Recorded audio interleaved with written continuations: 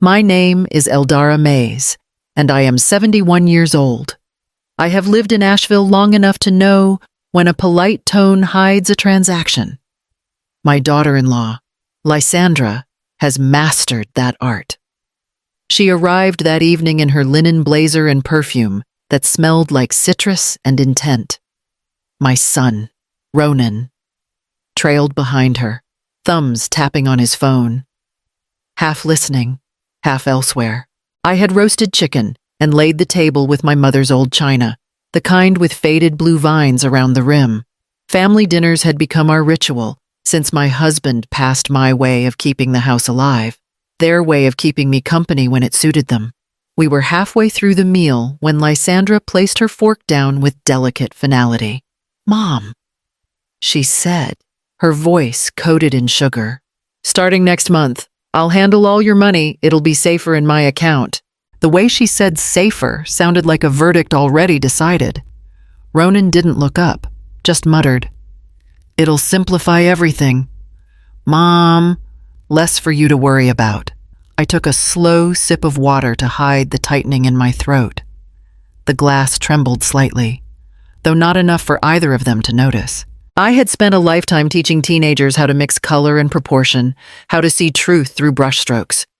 And I recognized composition when I saw when Lysandra was arranging my future like a still life.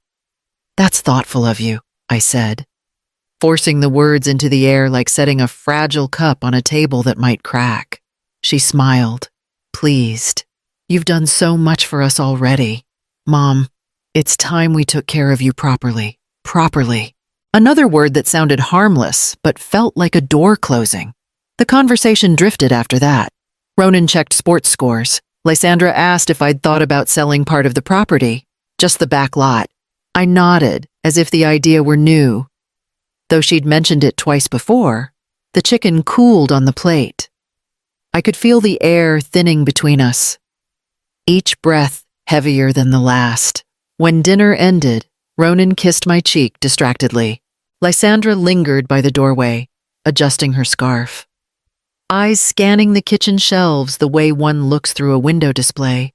"You'll feel so much lighter once it's all organized," she said. I smiled again, my teacher's smile. The one I used on students who thought they'd fooled me. "I'm sure I will." After they left, I cleared the table slowly, rinsing each plate until the water ran cold. The sink light caught the steam and turned it silver. My reflection in the window looked older than I remembered, but steadier too. I dried my hands and stood for a long time listening to the hum of the refrigerator, the only sound left in the house. Safety comes in many disguises. I turned off the light and let the darkness settle where the conversation had been, ready for what tomorrow would try to explain away. Morning in my house begins with quiet that feels almost practiced. The kettle hums on the stove, the same sound my husband used to call our morning choir. I still use his mug white, chipped near the handle, paint flecked from the years he spent restoring this bungalow by the lake. Every board in this house remembers his hands. He rebuilt it room by room. Saying wood was like trust. It needed time and pressure to hold. I keep that thought close now. The house sits at the edge of Beaver Lake, a few miles north of downtown Asheville. When the light hits the water just right, it flashes like a promise you want to believe. I used to step outside at dawn, barefoot, to feel the wood of the porch he sanded smooth. But these days, the air bites a little too sharp for that. I watch from the kitchen window instead. After coffee, I open my tablet, the one Lysandra set up for me, and wait for the banking app to load. I check balances out of habit, though lately I find more pending lines than I remember authorizing. Still, I close the screen and tell myself I must have forgotten. Forgetfulness, I've learned, is the politest form of denial. I try to keep a schedule. Old teachers need structure even in retirement. I sort through mail, sketch a little, visit the grocery store.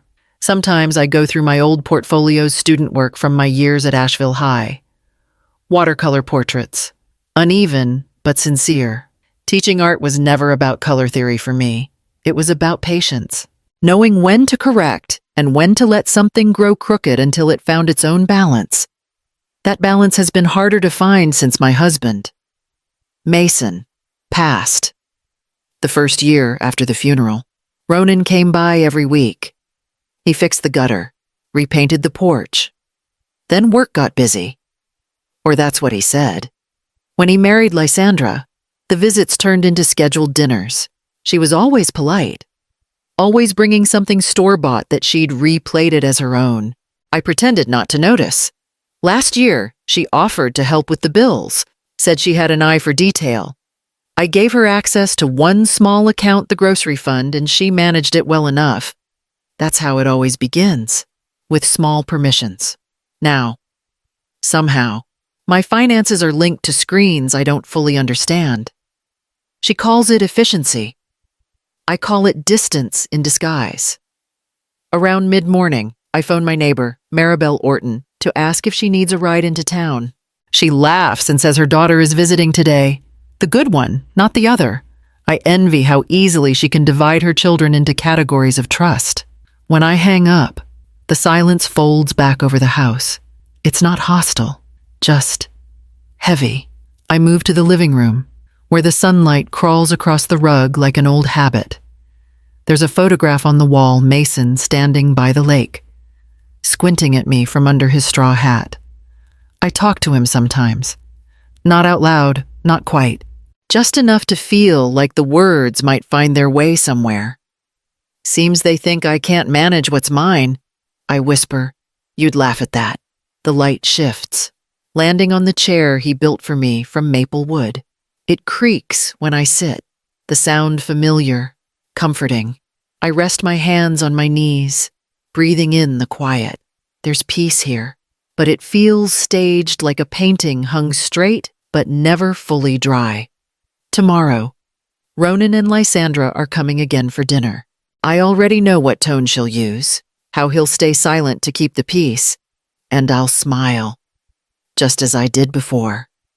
Lysandra arrived late that Thursday morning with her usual breeze of perfume and certainty. She carried a slim laptop, a charger, and a reusable cup labeled Boss Energy. I had just finished sweeping the porch when she appeared at the kitchen door. "Mom, you really need to modernize," she said before I could even offer her coffee. "I've been thinking your banking setup is ancient. Half of your payments are manual. It's so risky." I leaned the broom against the counter. "It's worked fine for me." "That's what everyone says until something goes wrong." She smiled in that practiced way of hers kind eyes. "Sharp edges. Let me link everything for you. It'll take 10 minutes. Tops." She opened her laptop before I could answer. My tablet, the one she'd given me for Christmas, sat nearby. She reached for it like it already belonged to her. Ronan called a few minutes later. His voice came through the speaker, cheerful, distant. "You're in good hands." "Mom?" Lysandra's a wizard with tech stuff. I could hear typing in the background, the sound of someone working through a checklist. Lysandra tapped on the screen. "We'll start by linking your checking and savings accounts and this retirement plan. Do you have the login?" I hesitated. "I keep it written down somewhere." "No need. I can reset it with your social security number. It's faster." She said it like it was nothing, like giving away the last spare key to my house. I watched her fingers move, confident and quick. "Here. Sign here," she said, turning the tablet toward me. The line was blank, the text above unreadable in its tiny print. "It's just the consent for online access." I signed. The pen trembled slightly in my hand, and I hoped she didn't notice. "There," she said brightly. "Everything's connected now. You'll get automated alerts if there's any activity, but don't worry, most of it will come through me." She stood, stretching. "Oh, and I set up mobile deposits. So if you get checks from your pension or insurance, you can just text me photos, and I'll take care of the rest." I tried to sound grateful. You've gone to a lot of trouble. It's no trouble at all, she said. I like things to run smoothly. And honestly, Mom, this is what families do. They help. Her phone buzzed, and she excused herself to answer. I stared at the tablet. Still open to a dashboard filled with numbers and tabs. My name was there, small and blue, under the bold heading, Primary User Lysandra Vance. When she came back, I asked, "Shouldn't my name be first?" "Oh, that's just how the system lists the administrator," she said lightly. "You're still the owner." Ronan called again around lunchtime. "She got you all set up, I suppose, so..." "Good. She keeps everything efficient. You're lucky she takes this kind of interest." I murmured something polite and hung up. The house felt strangely bright, too quiet, as if the walls were holding their breath. Later that afternoon, while watering the plants, I heard a faint ping from the tablet on the table, a text alert from the bank. New device logged in. Activity noted. I reached for it, but stopped halfway. The words blurred. I told myself Lysandra probably triggered it during setup. When she left, she hugged me briefly. "You'll thank me later. Mom, you're finally in the 21st century." Her car pulled out of the driveway, tires crunching over the gravel. I stood by the window until the sound faded. The broom was still by the counter, the bristles damp from the morning air. I took it up again, sweeping the same corner twice, maybe 3 times, until the motion steadied me. Technology, I thought, wasn't the problem. It was who decided where the passwords lived. It started with something small, as these things often do. My checkbook wasn't where I always kept it, in the second drawer under the phone stand, beside the old address book and a dried-out pen. I looked twice, then a third time, convinced my eyes were playing tricks. I checked the kitchen counter, the table, even the freezer, because grief and age make you doubt yourself before anyone else. Nothing. The next morning, I called Lysandra. "Did I leave my checkbook in your car last week?" There was a short pause before she laughed. "Oh, Mom, you're adorable. Nobody uses checkbooks anymore. You probably tucked it somewhere safe and forgot." Her voice was bright, dismissive, and efficient. The tone she used when she didn't want to be questioned. "I just like to keep track of what's coming in and going out," I said. "That's why we set up the app," she replied. "You don't need all that paper anymore." I thanked her and hung up, but her words sat wrong in my ear. By afternoon, I began opening drawers I hadn't opened in months under the sewing kit, behind the spare light bulbs, inside the old cookie tin where I kept receipts. Still nothing. Finally, when I went through the stack of printouts Lysandra had left in a neat pile beside the laptop, I saw it, my checkbook, tucked halfway between 2 sheets of paper. The first page was one of her spreadsheets columns, numbers, and colored tabs. The second was something else entirely, a printed authorization form from Blue Ridge Bank. The heading read, "Joint Access Confirmation." My name appeared beside Lysandra's, but my eyes caught on the bottom line my own signature. Faint, but perfectly shaped. The loops, the pressure points, the way the Y curled back on itself, it was mine. But lighter, too smooth, like someone had practiced it. I pressed my thumb over the ink. The paper felt cold. The sound of the refrigerator kicked on behind me, sharp as a question. I laughed under my breath, too softly for the house to hear. Maybe she needed it for verification. I said aloud, "Just a form for the bank, nothing more." I wanted to believe that. I slid the paper back where I found it, tucked the checkbook beneath, and closed the pile as if nothing had happened. My hands shook only once when I turned off the laptop screen and saw my reflection staring back from the black glass. Calm and old and strangely alert. That evening, Ronan called. "Hey, Mom, did you see the new system list set up? Everything's syncing perfectly now." I said carefully. "You two have been busy," he chuckled. "You're lucky to have her. I don't know how she keeps track of all this stuff. I'm sure she's good at what she does." There was a pause. Not long, but long enough for me to hear the shift. "Is everything okay?" he asked. "Fine," I said. "I was just checking that everything matches what's in my records." He sounded relieved. "See, that's the spirit teamwork."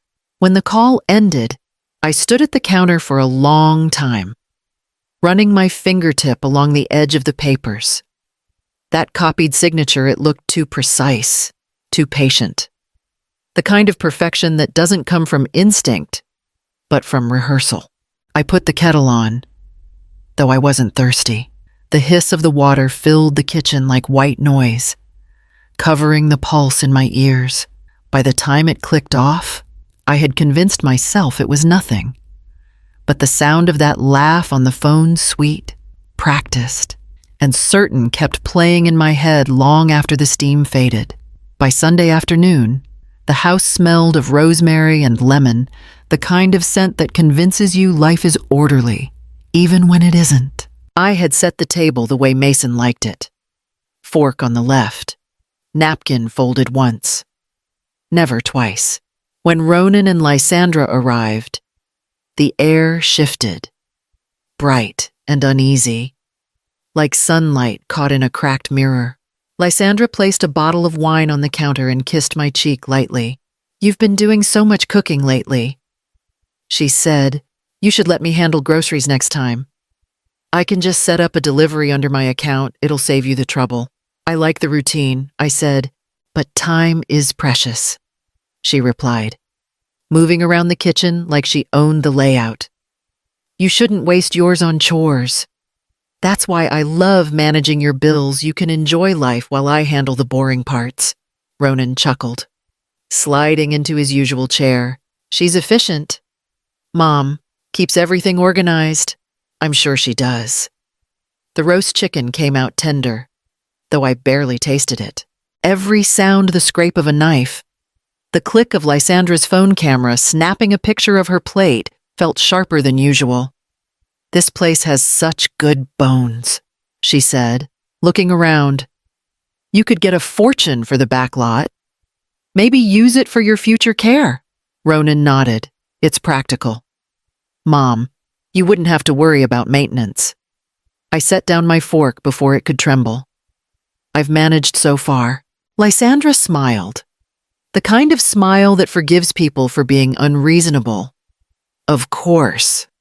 But we're just thinking ahead. You're sitting on a property worth at least $200,000, and it's too much work for one person. We could list it discreetly, no rush, just options." I poured water into my glass until it almost spilled.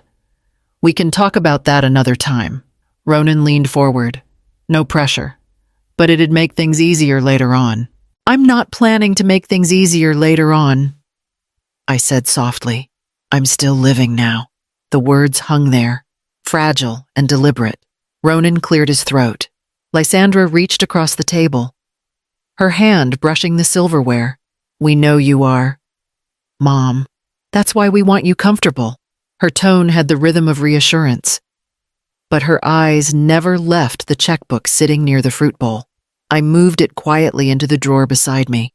"Dessert?" I asked. My voice came out too bright. "Something sweet would be perfect," Lysandra said, relief gliding through her words. I stood and walked to the counter, the rhythm of my steps steady only because I forced them to be. I sliced the lemon cake I'd baked the night before, my heart knocking hard enough that I could feel it in my palms. Ronan started telling a story from work, something about a client forgetting to sign a contract. Lysandra laughed at all the right moments, her voice echoing through the kitchen like a line from a play she'd rehearsed too many times. When I brought the cake to the table, the knife trembled slightly against the plate. No one noticed. Or maybe they did and pretended not to. We ate in perfect civility, every bite quiet, every word measured, until even the clock on the wall seemed to hesitate between seconds. Maribel Orton has lived across the street for 30 years. She is the kind of woman who keeps her porch swept, her hair set, and her opinions soft enough to sound like advice. That afternoon, she called to ask if I wanted to join her for coffee. I said yes, mostly to quiet the house. Her kitchen smelled of cinnamon and old wood polish. She poured the coffee into heavy mugs, the kind that warm your palms. "You've been busy," she said, glancing at my hands. "You always sand your nails when something's bothering you." I smiled faintly. "Just habit." She sat across from me, elbows on the table. "I ran into your daughter-in-law at the farmer's market last week. Lysandra, right. Pretty girl, talks fast. That sounds like her. She was with a friend, talking about how she's been helping with your accounts. I think her exact phrase was streamlining the family finances." My stomach tightened, though I kept my tone light. She likes things organized. I could tell. Maribel stirred her coffee, slow and steady, but she said something that stuck with me. She told that friend, "It's easier when you take charge before they notice what's missing." Then she laughed, like it was a joke. Maybe it was. The room went still except for the faint tick of the wall clock. She must have meant bills or misplaced passwords. I said, "Maybe." Maribel replied gently, "But I've raised 3 sons. I know the sound of someone justifying a grab." She leaned forward, eyes kind but sharp. "Eldara, did you sign anything official? Power of attorney joint authorization?" The question made my throat close. I forced a small laugh. "Nothing important. Just online forms. Routine stuff." Maribel didn't answer right away. "I hope so," she said finally. "You've worked your whole life for what you have. Don't hand it over because someone calls it help." Her words landed softly, like pebbles dropped into deep water. When I left her house, the late sunlight slanted across the street, touching the porch my husband built. It should have felt comforting, but the boards under my feet groaned as though they knew something I didn't. That evening, I set the table for 1, though I wasn't hungry. The house carried every sound spoon against cup, clock against silence. I turned on the lamp near Mason's photo. His face caught the light in that same half-smile he always wore when I overthought things. "Nothing important," I whispered to him, as if saying it aloud could make it true. I tried to read, but the words kept slipping past me. I made tea, forgot about it, poured it out, made another. By midnight, I was still awake, watching the shadows move across the ceiling. They shifted like a tide, steady and patient. At some point, I got up and checked the drawer where I'd hidden the checkbook and the printouts. Still there. I touched the edge of the paper, half expecting it to feel alive. From outside came the distant hum of a car engine, fading down the hill. The refrigerator clicked on again, that small mechanical heartbeat filling the silence. I sat by the window, the night pressing against the glass, and thought of Lysandra's laugh, how easy it sounded when she said safety and family in the same breath. The stars above the lake were faint, but steady. I counted them until I lost track, the way I used to count my students' brush strokes when I was teaching. Believing repetition could calm the mind. It didn't work this time. The next morning, I drove into town with a calm I didn't trust. The air over Asheville was damp and pale, the kind that makes the mountains look smudged. I parked near the Blue Ridge Bank, the same branch where Mason and I had opened our first account almost 40 years ago. I still remembered the pen they gave us, plastic, blue, free with a smile.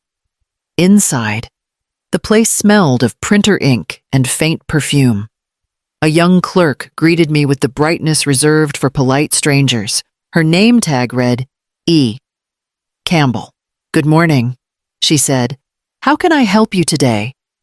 "I need a copy of my recent statements," I told her. "All of them. Checking, savings, pension deposits, everything from the last 6 months." She tapped at her keyboard. Of course. Mrs. Mays, do you want those printed or emailed printed? I said, I like paper. She smiled. You'd be surprised how many people say that. While she typed, I watched the other customers, 2 men in suits, an older couple signing forms. Everything seemed ordinary, which made it worse. The printer started to hum, sheets rolled out in tidy stacks. She gathered them with a practiced hand and slid them across the counter in a neat folder. Here you go. Mrs. Mays, would you like me to go over them with you? No, thank you, I said. My voice sounded steady, too steady. She hesitated, lowering her voice. If you ever need to set up fraud alerts or privacy locks, we can help with that too. It's more common than people think. I looked up sharply. Why would you say that? She shrugged gently. I just notice when accounts start linking to multiple addresses. Happens often with family members. Sometimes it's innocent, sometimes not. My mouth went dry. Multiple addresses. She nodded toward the screen. I see one listed in Portland, Oregon. Maybe a mistake. I forced a smile that felt like paper tearing. Maybe. Outside. The fog had thickened.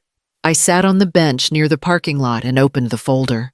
Each page carried my name printed cleanly in the corner. Each line marked with dates and withdrawals.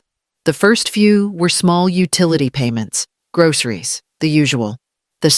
Then larger ones appeared: $1,200, $2,200, $500 recurring every month to LV Creative Consulting, Lysandra's initials, her business. The ink looked calm, factual, merciless. I flipped through the pages, each one heavier than the last. By the time I reached the final sheet, my hands had started to tremble. The clerk's words echoed in my mind, multiple addresses, sometimes not innocent. My throat tightened. The air smelled faintly of rain and exhaust. I folded the statements neatly, slid them back into the folder, and whispered to no one. Proof is peace. It was something Mason used to say when we argued about receipts. He believed numbers told the truth long before people did. I'd laughed then, teased him for being too methodical. Now his logic felt like armor. When I reached my car, I sat for a while with the engine off. The steering wheel was cold against my palms. My reflection in the windshield looked older than yesterday, sharper around the eyes, quieter in the mouth. I started the engine, the wipers pushing fog into streaks across the glass. The road home wound through the low hills, the trees blurring by like brushstrokes. Halfway back, my phone buzzed with a message from Lysandra. Just checking in. Don't forget your utility payment is due. I can handle it if you like. I didn't reply. I drove the rest of the way in silence. The folder on the passenger seat like a heartbeat I could see, but not stop. When I pulled into the driveway, the fog swallowed the porch lamp. I turned off the car and sat still, listening to the tick of the cooling engine. Mason's words came again. Proof is peace. I repeated them under my breath until the sound became steady enough to hold. The office of Kellen Truce sat above a florist's shop on Charlotte Street, its windows fogged from the morning rain. Inside, the smell of lilies mixed with paper and lemon cleaner. A receptionist led me to a small room lined with law books and a single framed quote that read, "Fair is not a feeling." Mr. Truce stood to greet me. Mid-50s, tall, the kind of man whose politeness came from habit, not performance. "Mrs. Mays," he said, shaking my hand. "Come in. Tell me what's been happening." I sat, smoothing the folder on my lap. It's about my accounts. My daughter-in-law has been helping, but I found transfers I didn't make. He nodded once. How long has she had access? About 6 months. Written permission. I hesitated. I signed something online. She said it was routine for online banking. His expression didn't change, but his pen stopped moving. That's where it starts. It's called fraud under fiduciary pretense. It means someone close to you used trust as leverage. The phrase landed like a gavel. He opened a legal pad. You'll need to secure your finances immediately. New account. Credit freeze. Password reset for every institution bank. Pension, insurance. We'll also set up a revocable trust in your name alone. That keeps your assets separate and protected. He looked at me over his glasses. She'll notice eventually. So timing matters. Move your funds first. Speak later. I nodded. How do I start? He slid a checklist across the desk. Step by step, I'll walk you through it. For the next hour, he guided me like a teacher explaining blueprints, patient, exact. I wrote everything down on my own yellow pad. Neat block letters at the top. Rebuild. He asked about my property. The house whose name is on the deed mine. I said, my husband's name was removed after he passed. Good. We'll keep it that way. He paused. Would you like to name a secondary trustee in case of emergency? I'll think about it. Choose carefully, he said. Trust is a structure. Mrs. Mays. Once built wrong. It doesn't collapse, it decays. When I left, the rain had stopped. The city looked rinsed. Almost new. That afternoon, I went straight to the bank. The same young clerk, E. Campbell, recognized me. Back again, she asked kindly. I need to open a new account, I said. Under my name only. No joint access, no links. She blinked. Surprised, but professional. Of course, we can do that right now. The process took less than an hour. I watched her type each field, each password, making sure none of them matched the old ones Lysandra created. When she handed me the folder of new documents, she said, You'd be amazed how many people forget their own security. I won't forget, I told her. From there, I visited the credit bureau office, signed the freeze paperwork, and requested a fraud alert. Each task felt like adding a plank to a bridge I was building alone. By the time I reached home, evening light stretched long across the porch. I spread the papers on the dining table, new account forms, the trust agreement, the checklist from Mr. Truce. In the center sat my yellow pad. I wrote the date at the top, then drew a line beneath it, straight as I could make it. Close all accounts, change every password, keep every receipt. Mason's old carpenter's pencil lay beside me. I picked it up and drew a small box around the word rebuild. The graphite smudged slightly under my thumb, but the shape held. When I finished, I gathered the documents into a single binder, labeled the spine, and placed it on the highest shelf above the desk. The air felt different than lighter, but sharpened. Outside, thunder rolled faintly in the distance. I turned off the overhead light and left the lamp on, the papers glowing under its circle of gold. I wasn't sure if I'd stopped the betrayal, but for the first time in months, I felt the faint outline of control returning, like tracing a line I once knew by heart. By Friday, the dining table had turned into a command center. The same table where Lysandra once bragged about her financial clarity now held stacks of papers sorted by hand. I used Mason's old carpenter's ruler to align them, its metal edge cold and exact against the wood. He used to say a straight line didn't just guide the eye, it guided intention. I started with the folder marked fraud. Each statement from the old account was printed, dated, and highlighted where the withdrawals appeared. The totals bled together in a dull rhythm, $1,200 here, $2,200 there. Always to the same destination, LV Creative Consulting. Next came utilities. I went through every receipt from the past 6 months. A few were paid through automatic drafts, but others showed different billing addresses, one in Portland. That alone felt like an accusation I hadn't yet spoken aloud. By noon, my yellow pad filled with notes dates, confirmation numbers, transaction codes. My handwriting wavered sometimes, but the letters held. Each word steadied me. The phone rang once. I let it. The answering machine caught Lysandra's voice, breezy and bright. "Hey, Mom? Just wanted to check if you saw that your insurance premium came out yesterday. Everything's on track. Love you." Her "love you" landed like a pin dropped onto glass. I turned back to my work. The third folder, withdrawals, was thinner, but heavier to look at. I clipped every printed line that matched her account. Then I added a note cross-reference with business registration. Mr. Truce had given me a contact for the county clerk's office. When I called, the woman there, polite but cautious, confirmed that LV Creative Consulting was registered under Lysandra Vance. Her voice softened when she read the filing date. 6 months ago, she said.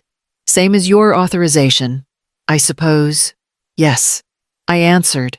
Exactly the same. I thanked her, hung up, and pressed my palms flat against the table. The papers whispered when I moved them. Soft as breath, I used Mason's ruler again to make sure each stack was squared, each corner precise. When the afternoon sun began to shift, I opened the small box where Mason kept his tools, chisels, pencils, a square, and that carpenter's ruler he'd carried since he was 20. The handle was worn smooth from decades of use. I held it for a long moment, thumb tracing the small notch where he'd once carved his initials. You'd like this, I murmured. The order, the proof. In that quiet, something in me settled not peace, but purpose. A light breeze came through the window, rustling the corners of the papers. I placed a paperweight on top the old glass apple my students had given me the year I retired. Its base caught the light, scattering red and gold across the table. When the phone rang again, I answered. Mom, Ronan said, his voice tentative. Liz said you've been printing statements. You could have asked her for copies. I prefer originals, I said. He hesitated. You don't need to worry about all that. We've got it covered. I'm sure you think so. He sighed. You sound upset. Is something wrong? I'm just organizing, I said evenly. You know me. I like things in order. The silence stretched. Long enough for me to hear a muffled voice in the background, Lysandra's. Then he said, quieter. All right. Mom, whatever makes you comfortable. When the call ended, I set the receiver down gently. My pulse had steadied. I gathered the folders into a clean stack, aligned their edges once more, and wrote on a new label, structure. The word felt right measured, deliberate, and mine. The papers no longer frightened me. They were blueprints now, and every straight line pointed towards something stronger than anger. The call came late morning, right as I was labeling another folder. Lysandra's name flashed on the screen, bright and cheerful, as if nothing had happened. I let it ring twice before answering. Mom, she said, her tone brisk. I just got a notice from the bank. Your utility payment bounced. Did you change something? I paused, letting the silence stretch just long enough to make her fill it. It's probably a mix-up, I said. I moved a few things around this week. You moved things. The pause on her end was sharper this time. What does that mean? Just a bit of rearranging. I said lightly. You know me? I like things organized. I could almost hear her recalculating. Right, she said finally. But when you move money between accounts, it can interfere with the automated drafts. I should check to make sure everything is still connected properly. There's no need. I said, I prefer handling it myself now. Her voice flattened. Mom, you've always trusted me with this. You said it was easier that way. It was, I said, until it wasn't. The quiet that followed had weight. I pictured her standing in her kitchen. Tablet open. Fingers frozen above the screen.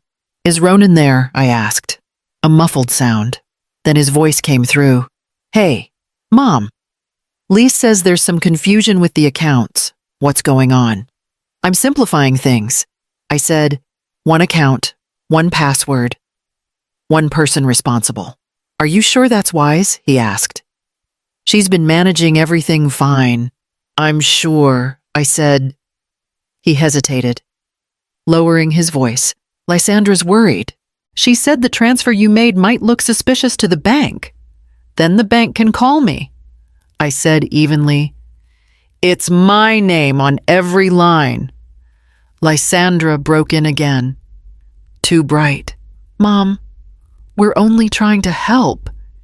You don't need to stress about these things. I'm not stressed. I said, I'm focused. That word made her pause.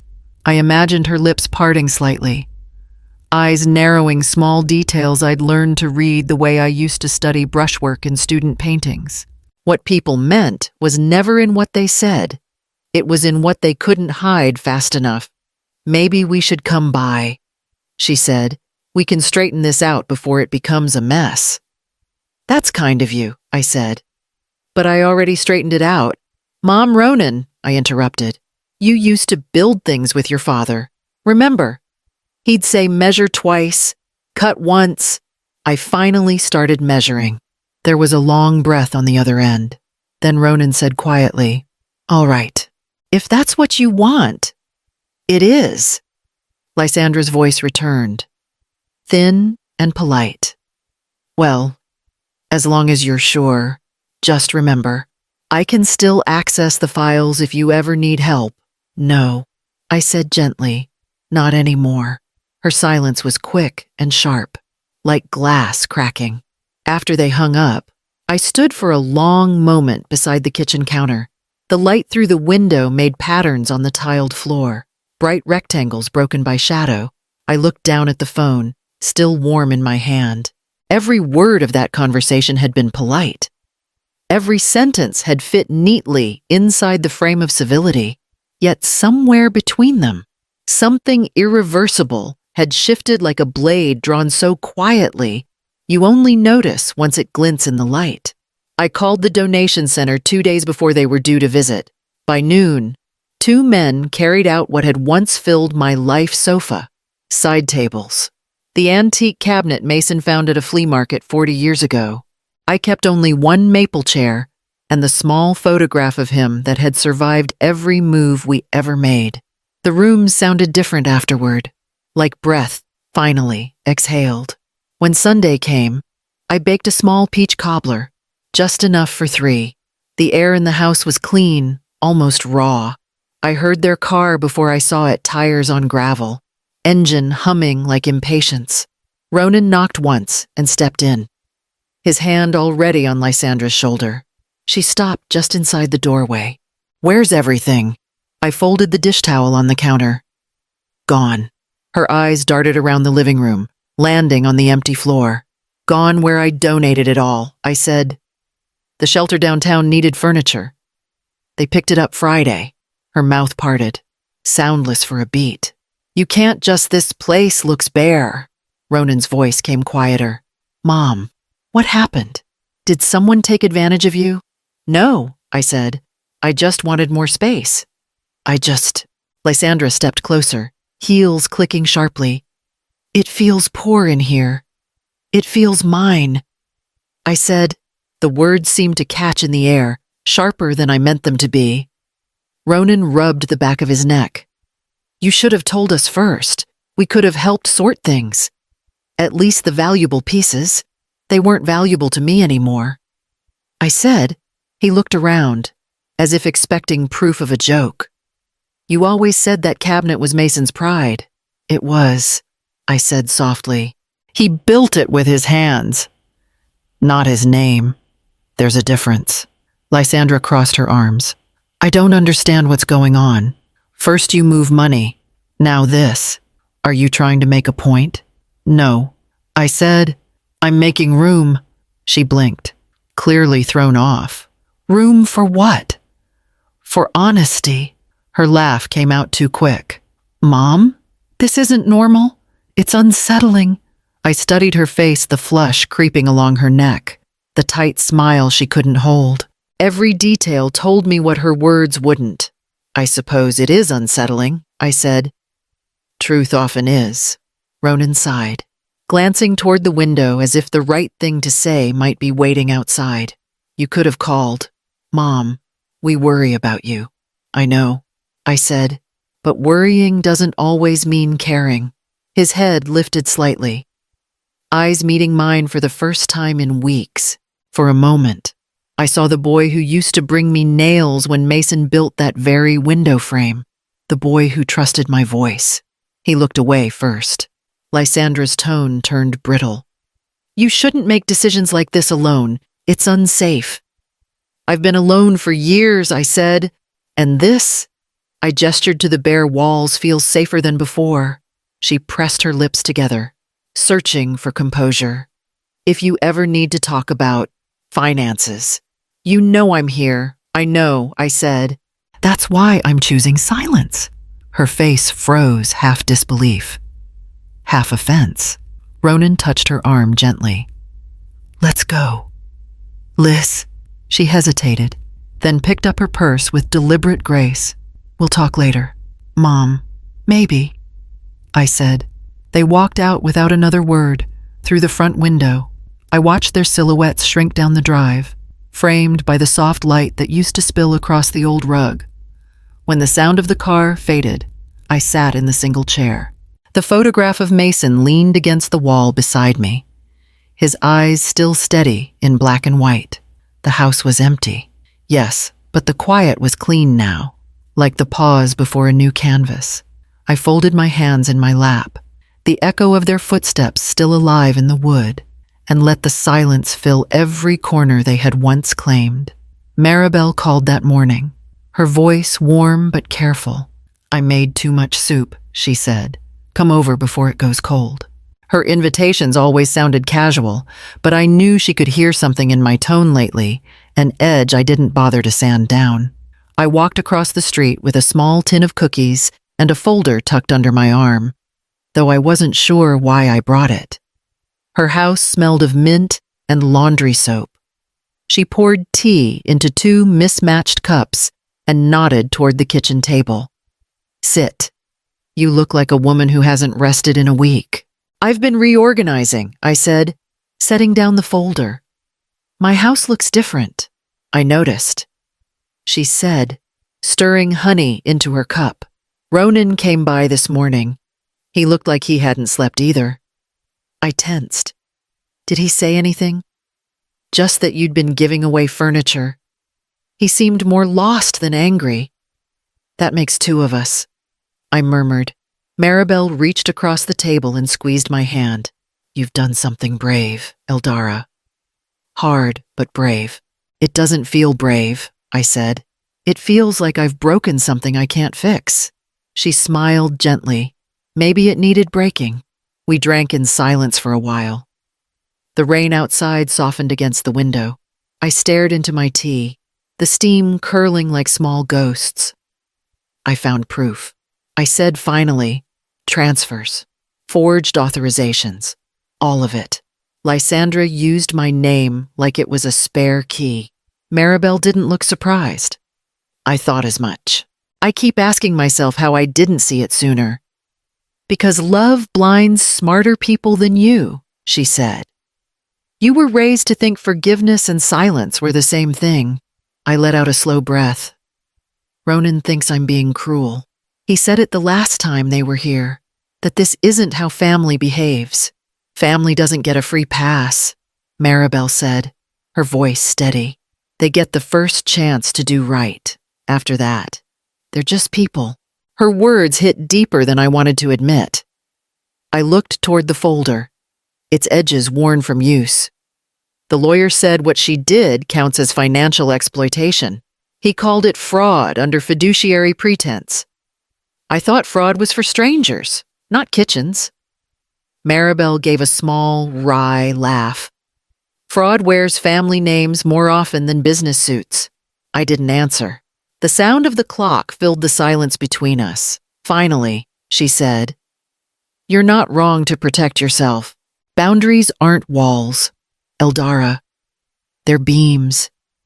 They hold things up when love alone can't. I repeated the words softly, tasting them like something warm and steady. Beams. She nodded. You taught me once that structure is what gives a painting meaning. Same goes for life. When I left, the rain had stopped, and the air smelled of earth and rosemary. I walked home slowly, every step heavy but sure. Inside, the house greeted me with its hollow calm, the echo of choices still settling into place. I set my cup in the sink and reached for a small notepad on the counter. In block letters, I wrote down what Maribel had said. Boundaries aren't walls. They're beams. I tore the page free and taped it to the refrigerator door, right above Mason's old grocery list. The words looked simple, almost ordinary, but they steadied the room. I stood there for a moment, hand resting on the cool metal, feeling something shift inside me, small, like a nail finding the right place in the frame. They came without calling first. The sound of their car on the gravel felt heavier than usual, like something rolling toward its own verdict. I opened the door before they could knock. Lysandra stood with her arms folded. Her tone clipped. We need to talk. Ronan's eyes were downcast. Please, Mom, just hear us out. I stepped aside. Then come in.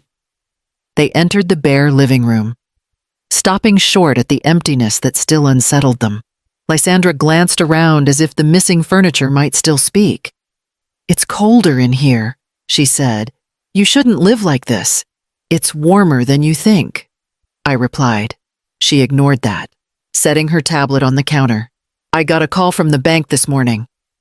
They said you opened new accounts and froze the old ones. They also mentioned a legal inquiry. Are you going to explain what that's about? I don't owe you an explanation, I said. Ronan stepped forward, his voice careful. Mom, she's not accusing you. She's confused. You've always said we should handle things as a family. I said that before I realized what handling meant. I answered. Lysandra's smile thinned. This is a misunderstanding. We've only tried to help. Maybe the lawyer twisted things. I told him everything exactly as it happened. I said. He didn't twist anything. He clarified it. She blinked quickly. You hired a lawyer because of us. That's extreme. Extreme is what you did, I said. Forging my signature. Transferring money to your business. Linking my pension to your account. That's what's extreme. Ronan's head jerked up. Liz! What is she talking about? Her voice wavered, but held. She's mistaken. It was an administrative form. I only set up automatic payments. She must have signed that. I did not, I said. I reached for the folder on the table and opened it. Each page sliding into view like evidence in a quiet trial. These are the statements. Here's every transfer. Here's the registration for LV Creative Consulting. And this I played the short recording from my phone. The one where Lysandra had called to remind me of the joint access she set up. Her own words filled the room. Confident and unguarded. When it ended, no one spoke. Ronan looked at her, his expression folding. Is this true? Lysandra drew a slow breath. It sounds worse than it is. I was keeping things manageable. She's elderly. Ronan, I was trying to prevent mistakes. I felt something in me steady. The only mistake was believing kindness needs a password. She turned to me, eyes bright with anger. After everything we've done for you, you're accusing us. You're tearing this family apart over a few misplaced numbers. It's not numbers, I said. It's trust. You treated it like spare change. Ronan ran a hand through his hair, exhaling hard. This has gone too far. We can fix this quietly. Mom, you don't need to make it public. I already have. I said, Mr. Truce filed the complaint yesterday. You'll both get copies of the settlement terms. It's not criminal if you repay the full amount. Lysandra's mouth fell open. You're suing your own family, I'm protecting what's mine. I said. Ronan's voice cracked. You're choosing money over family, no. I said. Calm now. I'm choosing dignity. That's how family should start. He stared at me for a long time. The clock ticked once, twice, loud enough to sound like judgment. Lysandra broke first. This is unbelievable, she said, grabbing her purse. You've lost perspective, Eldara. You've let that lawyer poison you. Truth doesn't need poison, I said quietly. It stands fine on its own. She turned to Ronan. Are you just going to let her do this? He didn't answer. His shoulders sagged, his jaw tight. For the first time, I saw him as both son and man split down the middle, trying to balance guilt on one side and loyalty on the other. Liz, he said finally. Let's go. She stared at him, disbelief rising in her voice. You're not defending me. I can't defend what I don't understand, he said. She shook her head, eyes shining, and stormed out. The door closed hard behind her. Ronan stayed a moment longer, looking at the folder still open on the table. I didn't know, he said. I swear I didn't. I believe you. I said, but you should have looked closer. He nodded once, shame softening the edges of his face. What happens now? You make it right, I said. That's all. He turned toward the door, hesitated, then said quietly, You always said truth mattered more than comfort. I guess I finally believe you. When he left, the house fell into silence again. Only the wind through the open window broke it, brushing against the bare walls like breath. I closed the folder and rested my hand on top, not to protect it, but to feel its weight, solid, undeniable, earned. The light outside had shifted, dusk spreading across the porch, soft and unassuming. I stood for a long while, listening to the echo of their voices fading into the quiet. Whatever came next, I knew the truth had already taken root. After they left, the silence did not rush in, it crept. It filled the corners first, then the hallway, then the space where they had stood arguing. The house exhaled like something that had been holding its breath too long. I sat at the table for a long while, staring at the faint ring from Ronan's coffee cup. The argument still clung to the air, brittle and unfinished. Eventually, I stood and began to clean, not because it needed it, but because motion was easier than thought. The sponge moved in slow circles, wiping away crumbs, then dust, then the faint smudge of Lysandra's handprint on the counter. Each pass made the surface a little clearer and the room a little emptier. The folder with the evidence still sat on the chair beside me, sealed now. I touched the top of it, but there was no satisfaction, no triumph, just quiet. It wasn't the money I grieved, it was the version of my son who once believed I was strong. The boy who used to hand me nails while Mason built the porch. The boy who told me once that I could fix anything. Somewhere between those summers and this moment, that belief had thinned. The next day, I pulled out a small box from the closet. Inside were bits of colored glass remnants from Mason's workshop, shards from an old window he had meant to repair. Alongside them were old receipts I had kept for years, grocery lists, art supplies, donations, small traces of an ordinary life. I spread them across the table, the same table where the fight had ended. The paper looked fragile against the glass, but together, they made something imperfect and real. I began tearing the receipts into strips, gluing them side by side. The handwriting dates, signatures, dollar amounts became texture. I placed the broken glass pieces on top, arranging them into a rough mosaic. It wasn't beautiful, not yet, but it was something I could build, something that didn't take or ask, only required patience. Around mid-afternoon, Maribel knocked gently and peeked through the door. You all right? Love, I nodded. Just keeping busy. She looked at the table, her eyes softening. That's new. It's a mosaic, I said. Made from what's left. She smiled faintly. You always did find a way to turn scraps into scents. We sat together for a bit. She didn't ask about Ronan or Lysandra. She didn't need to. The absence said enough. When she left, she touched my shoulder lightly and said, "Rest when you can. Healing's just another kind of building." I worked until dusk, pressing each fragment into place. When I stepped back, the light from the window caught the glass, scattering faint colors across the wall: green, amber, faint blue. They reminded me of the lake at sunrise, the one Mason used to watch while drinking his coffee from that chipped mug. I placed that mug beside the mosaic, as if to complete it. The phone rang once that evening. Ronan's number. I let it go to voicemail. His voice came through, tired but gentle. "Mom, I just wanted to say I understand. I need time, but I understand. I didn't replay it. I just listened once."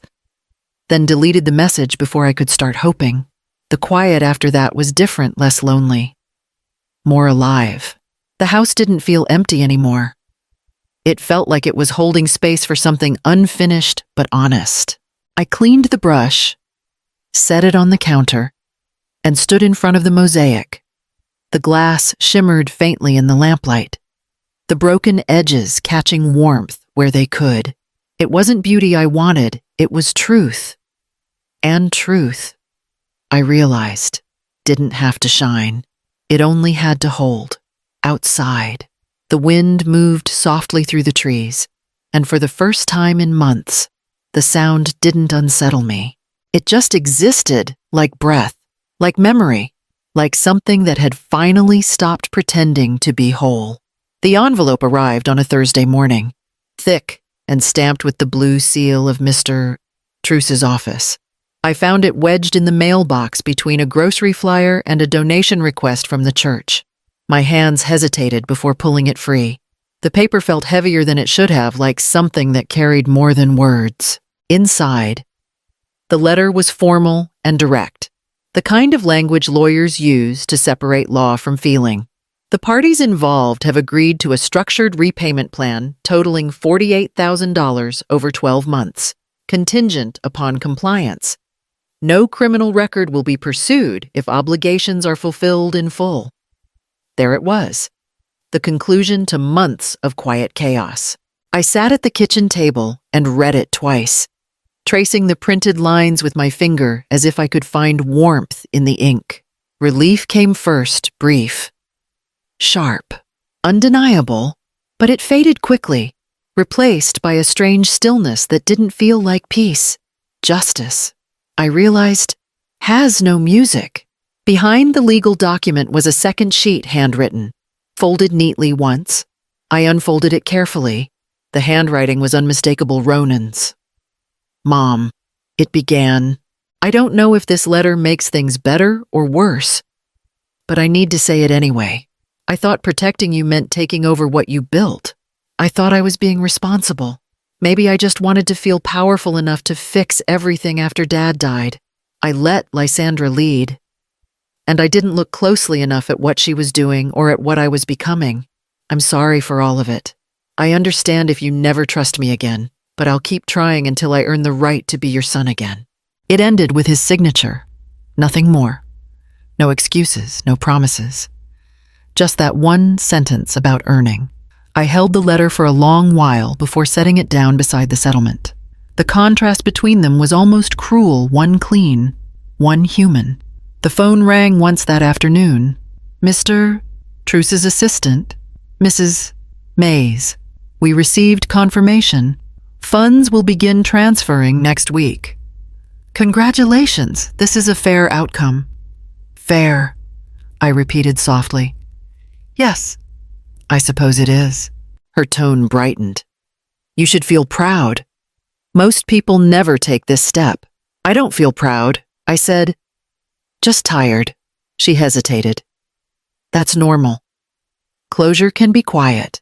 After she hung up, I stared at the phone until its screen dimmed. Closure, another tidy word, like settlement or justice.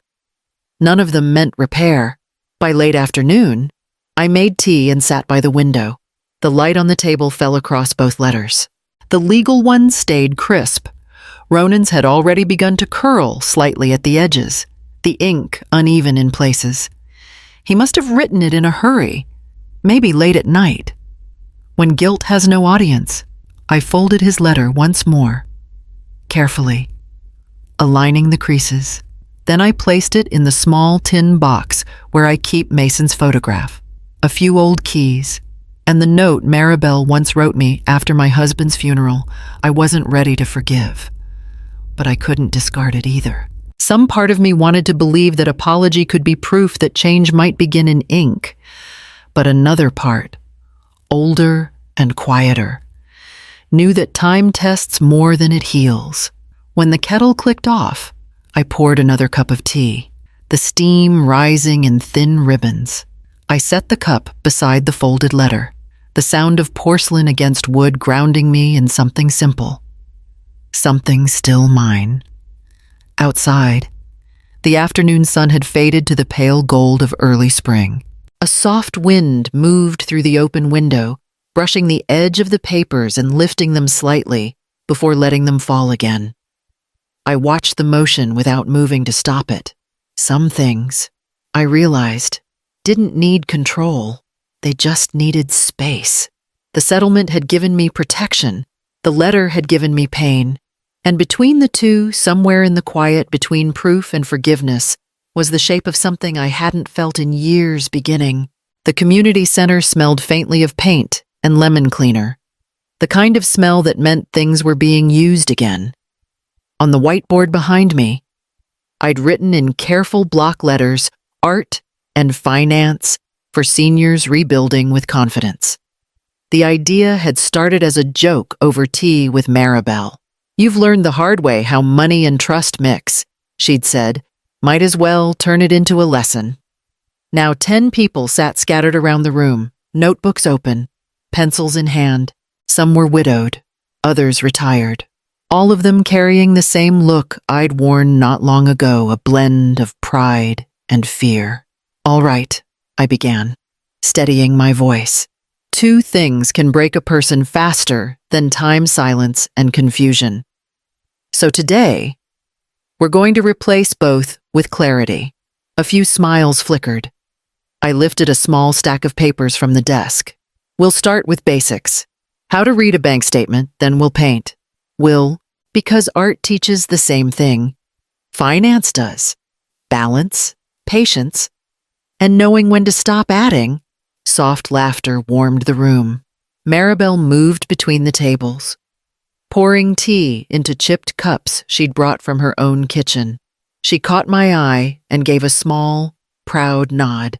As I began to speak again, the door at the back opened quietly. I almost didn't turn, but something in the air shifted. Ronan stood there, hesitating by the doorway. He looked smaller than I remembered, his posture careful, like someone unsure whether he was welcome. He didn't speak, just took a seat in the last row. His gaze lowered.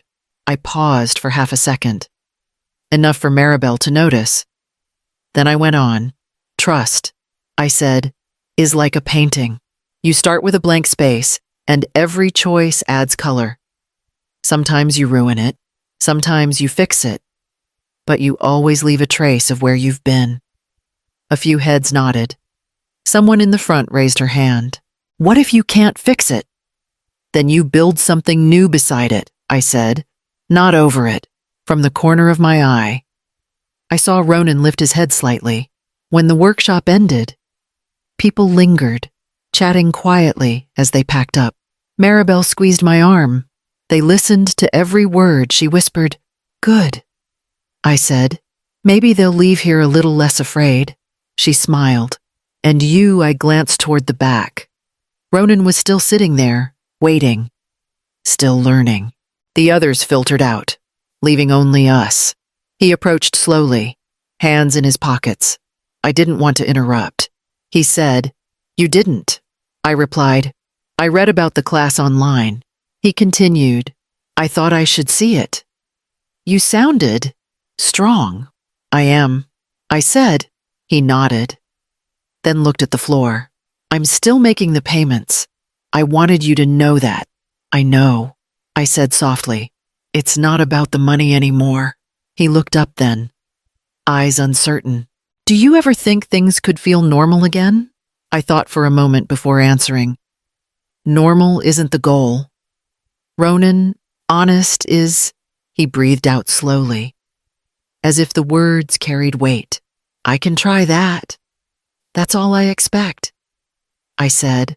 We stood there for a while, the quiet between us not painful anymore, just fragile. He gave a small nod, the kind that says what words can't, and turned toward the door. When he left, Maribel appeared again with a tray of leftover tea. Full house, she said, smiling. Looks like you built something good. Not built, I corrected. Rebuilt. She raised her cup. To second chances. Then, I clinked mine softly against hers. The light through the window caught the steam between us, thin and golden, curling upward like breath returning. Spring came quietly this year, slow rain, early blooms, the kind of air that smells like forgiveness if you let it. The porch still faced the same view of the hills, though the trees had grown taller since Mason planted them decades ago. That afternoon, I finished polishing the brass porch lamp I'd ordered from a small shop downtown. It had taken weeks to arrive, solid and simple, with an engraving along the base that read, Built by Trust, Kept by Boundaries. Maribel had helped me choose the words. It sounds like you, she'd said, smiling as we compared fonts over tea. Now, I knelt by the railing with a screwdriver in hand, tightening the final bolt. The metal caught the last of the sun, turning gold against the soft blue sky. My fingers trembled slightly, not from age, but from a feeling that was almost joy. When the lamp finally stood upright, I stepped back. It looked small but certain, like a marker for something both ended and begun. As twilight settled, I flipped the switch. The bulb glowed steady, washing the porch in a gentle amber light. For the first time in a long while, it didn't feel like I was keeping darkness out. It felt like I was inviting warmth in. The phone buzzed in my pocket. A message from Ronan. Happy birthday. Mom, just that. No apology. No questions. No expectations. I read it twice, then typed a single reply. Thank you. My hands lingered over the screen for a moment before I set the phone aside. The light from the lamp reflected faintly in the window pane, catching the framed photograph of Mason that still sat on the small shelf by the door. I picked it up, brushing a bit of dust from the glass. His smile steady, patient. The same one that had once met me at every crossroad seemed brighter tonight. It's warm again, I whispered. You'd like it. The night deepened outside. A few neighbors passed by on their evening walks, waving from the street. Maribel's porch light flicked on across the road, her shadow moving inside the kitchen. The sound of laughter drifted faintly from somewhere down the block. I leaned against the railing, watching the glow from the new lamp spread across the wooden boards Mason had laid so many years ago. I thought of everything those boards had held: footsteps, arguments, promises, and now, quiet. The house no longer felt like a stage for memory. It felt lived in again, steady under my feet. When I turned to go inside, I caught my reflection in the glass door, older, yes, but not small. My posture had changed. My shoulders no longer folded inward. I hadn't noticed it happening, only that it had, inside. The mosaic on the wall shimmered faintly in the lamplight. The broken glass pieces, the old receipts, everything I once thought ruined had become something whole. I ran my fingers along its uneven surface. It felt honest. Before bed, I opened the small tin box on the desk. Ronan's letter was still inside, folded neatly between Mason's photograph and Maribel's note. I didn't reread it. Some truths don't need repeating. I closed the box and placed it back on the shelf, next to the lamp's soft glow. Outside, the wind shifted, carrying the scent of pine and early lilac through the screen door. I turned off the other lights one by one until only the porch lamp remained, shining steady into the night. Maybe peace isn't something you find. Maybe it's something you build one boundary at a time.